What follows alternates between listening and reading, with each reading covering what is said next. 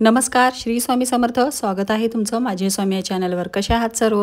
मस्त ना? मस्तच राहा आणि स्वामींची सेवा करत राहा. डिसेंबर महिना आला की दत्त जयंती आली, तर बऱ्याच स्वामी भक्तांच्या मनात हा विचार देखील सुरू आहे की दत्त जयंती कधी आहे, दत्त जयंतीचं पारायण सप्ताह कधी सुरू होणार आहे, कधी पारायणाला बसायचं आहे, कधी उद्यापन करायचं आहे आणि पारायणाचे काही नियम मांडणी कशा पद्धतीने करायची आहे. जे जुने सेवेकरी आहेत, म्हणजे जे आधीपासून पारायण करतात त्यांना तर सगळं माहितीच आहे, पण जे नव्याने सुरुवात करणार आहेत, जे नव्याने पारायणाला बसणार आहेत, तर त्यांच्यासाठी हा खूप महत्त्वाचा असा व्हिडिओ आहे.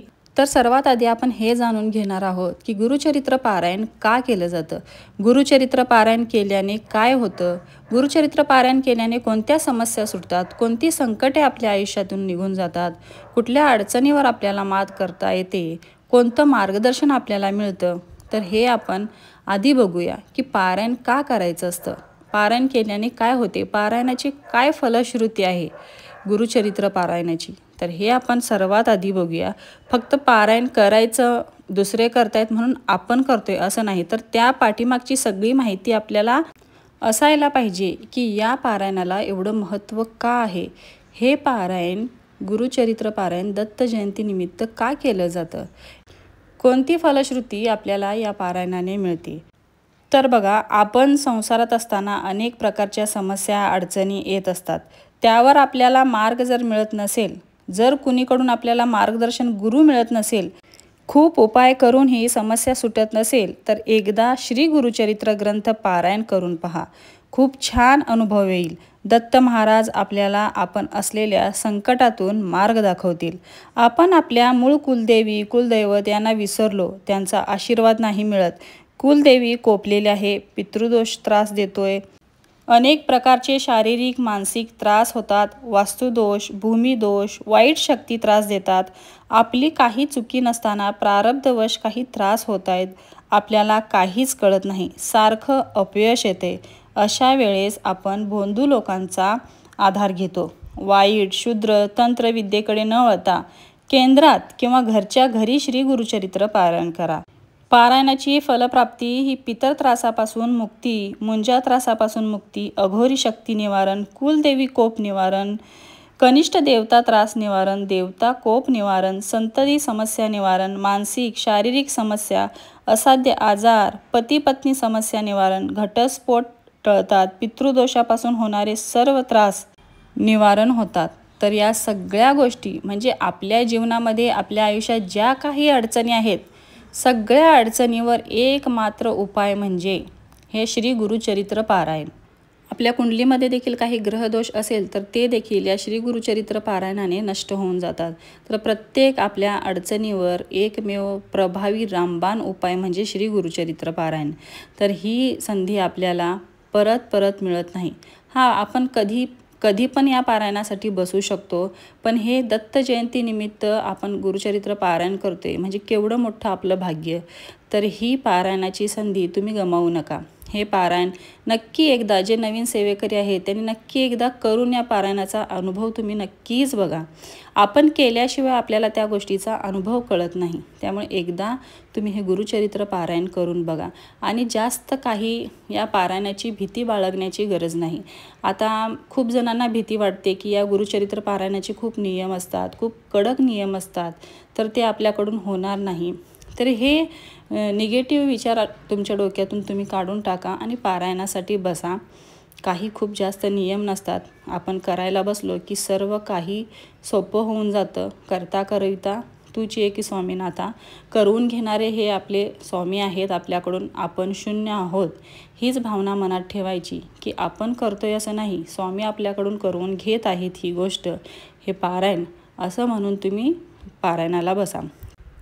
तर पारायणाला कधी बसायचं आहे? पारायण सप्ताह सुरू असतो तो 7 दिवसाचा. पारायण सप्ताह म्हणजे 7 दिवसाचा पारायणाचा काळ, याला पारायण सप्ताह असं म्हणतात. तर 4 तारखेला दत्त जयंती आहे. तर आपल्याला पारायण हे 28 नोव्हेंबर शुक्रवारपासून पारायणाला बसायचं आहे. आदल्या दिवशी आपल्याला सगळी तयारी करून घ्यायची आहे आणि शुक्रवारपासून 28 तारखेपासून आपल्याला पारायणाला बसायचं आहे.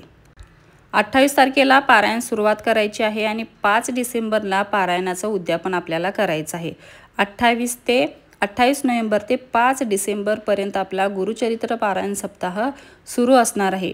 तर त्यामुळे या दिवसामध्ये जर तुम्हाला काही अडचणी असतील किंवा कुठे जायचं असेल, बाकी तर कुठली कामं असतील, तर या 8 दिवसाच्या अगोदर तुम्ही आवरून घ्या किंवा 8 दिवसाच्या नंतर तुम्ही ते करू शकता। पण हे 28 नोव्हेंबर ते 5 डिसेंबरपर्यंत गुरुचरित्र सप्ताह सुरू होणार आहे। तर ज्या कुणाला भीती वाटते गुरुचरित्र पारायणाची त्यांनी अजिबात भिवू नका। खूप अशी नियम आहेत आणि आपल्याला काहीतरी त्रास होईल, देव आपल्यावर कोपतील असं काहीच नसतं। फक्त तुम्ही एकदा गुरुचरित्र पारायण करून बघा, मग तुम्हाला कळेल की हे पारायण करताना आपल्याला किती आनंद येतो आणि किती चांगले चांगले अनुभव आपल्याला येतात। आणि ज्या घरामध्ये गुरुचरित्र केले जातं तिथे दत्त महाराज हे उपस्थित असतात, त्यांना त्या घरामध्ये हजर राहावंच लागतं। सूक्ष्म रूपाने का होईना दत्त महाराज आपल्या घरामध्ये उपस्थित राहतात। जर तुम्हाला घरात करणे शक्य नसेल तर तुम्ही केंद्रामध्ये जाऊन देखील हे पारायण करू शकता। केंद्रामध्ये जर तुम्ही हे पारायण केलं तर तुम्हाला ते 10 पटीने जास्त त्याचे फळ तुम्हाला मिळतात। कारण की केंद्रामध्ये जर आपण पारायणाला बसलो तर सामूहिक पारायण सुरू असतं, तर त्यामुळे आपल्याला त्याचं 10 पटीने फळ मिळतं। जर तुम्हाला केंद्रात करायचं असेल तर तुम्ही केंद्रात करू शकता, जर तुम्हाला घरात करायचं असेल तर तुम्ही घरात देखील हे पारायण करू शकता। तुम्हाला जसं सोयीस्कर वाटतं त्या पद्धतीने तुम्ही हे पारायण करू शकता। दत्त जयंती आहे 4 तारखेला, तर आपल्याला हे पारायण 28 नोव्हेंबरपासून सुरुवात करायची आहे आणि 5 डिसेंबरला याची सांगता आपल्याला करायची आहे। 4 तारखेला जरी दत्त जयंती असली तरी आपण 4 तारखेला दत्त जयंती आहे त्यामुळे आपण या पारायणाची सांगता त्या दिवशी करत नाही, दुसऱ्या दिवशी या पारायणाची सांगता केली जाते। तर त्यामुळे 28 नोव्हेंबर ते 5 डिसेंबर हे गुरुचरित्र पारायणाचा सप्ताह काळ आहे। तर ज्यांना ज्यांना खूप दिवसांपासून इच्छा आहे की गुरुचरित्र पारायण करायचं आहे तर त्यांना ही खूप चांगली संधी आहे गुरुचरित्र पारायण करण्याची। तर मनातली भीती काढून टाका आणि एकदा तुम्ही पारायणाला बसा आणि या पारायणाचे अनुभव नक्की तुम्ही स्वतः अनुभवून बघा। मग तुम्ही स्वतःच दुसऱ्यांना ते अनुभव शेअर करून सांगाल की हे गुरुचरित्र पारायण केल्याने माझ्या जीवनात किती सुखद घटना घडल्या, किती माझं आयुष्य आनंदमय झालं, किती चांगले अनुभव मला आलेत, हे तुम्ही स्वतः दुसऱ्यांना सांगाल आणि त्यांना देखील तुम्ही हा सल्ला द्याल की तू गुरुचरित्र पारायण कर।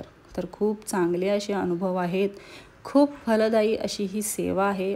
दत्त महाराजांची ही खूप उच्च कोटीची सेवा आहे, तर प्रत्येक घराघरामध्ये ही सेवा आपल्याकडून दत्त जयंतीनिमित्त झालीच पाहिजे। तर आजचा व्हिडिओ इथेच थांबवते। आजचा व्हिडिओ तुम्हाला कसा वाटला? व्हिडिओ आवडला असेल तर चॅनलला लाईक, शेअर आणि सबस्क्राईब करायला विसरू नका। पुन्हा भेटूया, तोपर्यंत सर्वांना श्री स्वामी समर्थ।